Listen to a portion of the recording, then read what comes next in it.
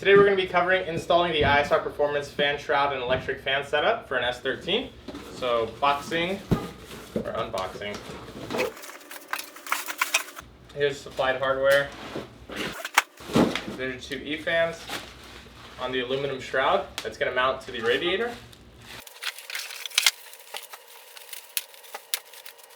Oh, dope. It even has a little ISR little tag right there. That's pretty cool. So here's the E-fan setup with the aluminum shroud. Has a nice name tag by ISR on there. I actually like that. And of course the two 12-inch fans with the plugs over here. So as far as the install, it's going to be fairly simple because I've done one of these before. You just screw it on to the radiator using the supplied hardware, and then after that you just run your wires. Here's my Rad aluminum radiator that we're going to be putting the ISR fan shroud and electric fans on. So I'm going to go over where the bolts go ahead of time. These smaller bolts of the four, these two, they go up top and they screw in over here. And then the larger of the four bolts has a nut along with it, and that goes on the two bottom holes that hold the shroud in place. So now that we know the location of everything, we can easily put this on because it simply bolts in to 4 points. Of course, intake is removed just so we have easier access. Slide the fan in through here. It's burning hot.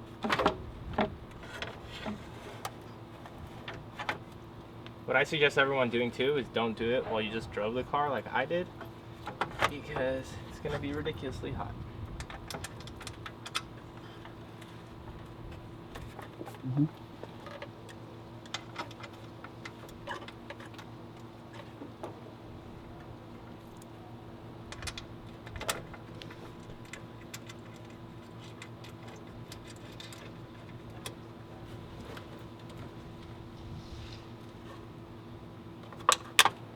So these are the two bolts up top in.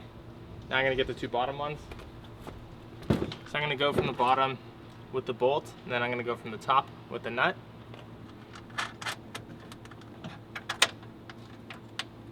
As of now, it's a matter of just tightening everything so that way it doesn't fall off.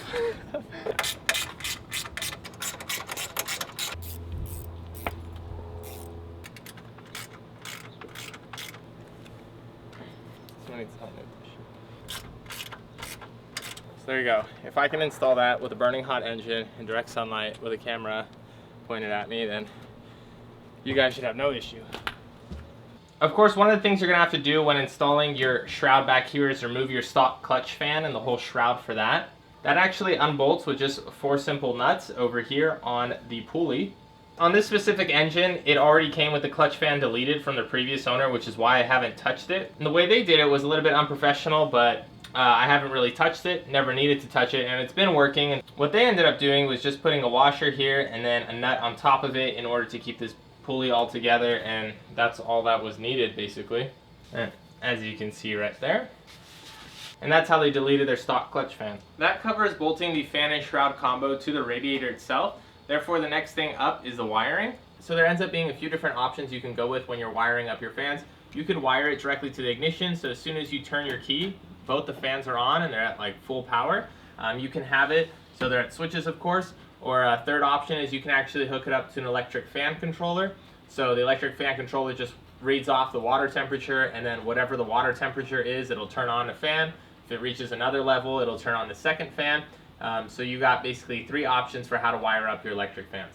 Each car is going to be different for how you wire it up. So here's just going to be like a very generic diagram that you can apply to the fan. So hopefully you can get an idea of how to wire it into your car. On my specific car, I have it wired to 2 rocker switches, so that way I can manually control when the fans turn on and when they turn off. So this is the first fan. Here it turn on. This is the second fan. Hear that one turn on.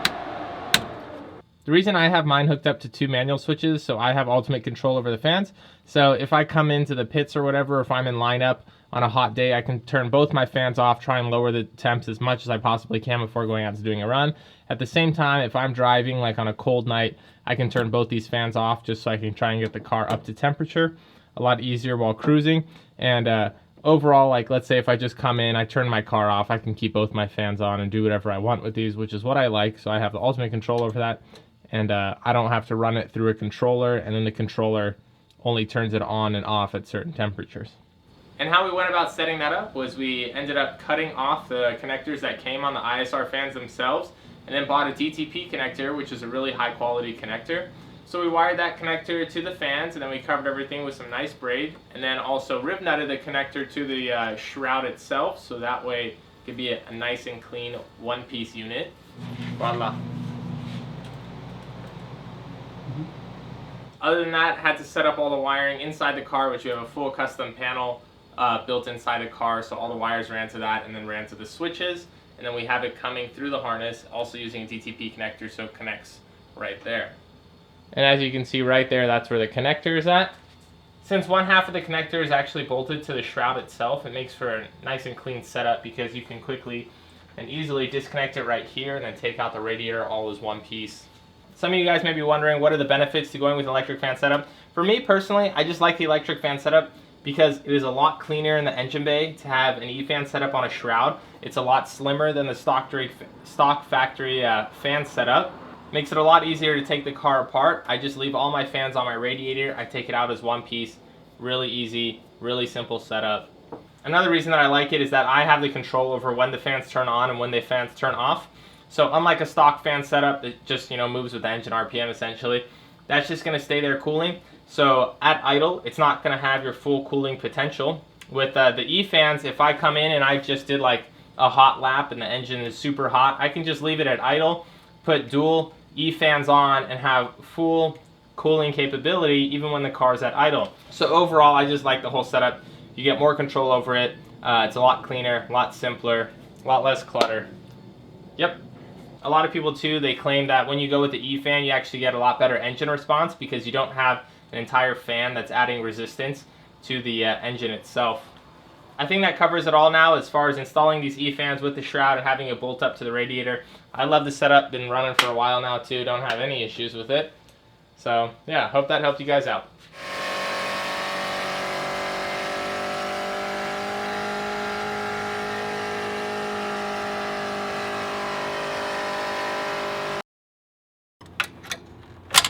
That's hot.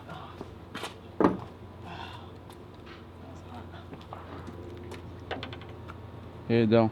What? Do you know that coolant is hot? Yes, I know. Don't touch it. Okay, thank you. Professional over here.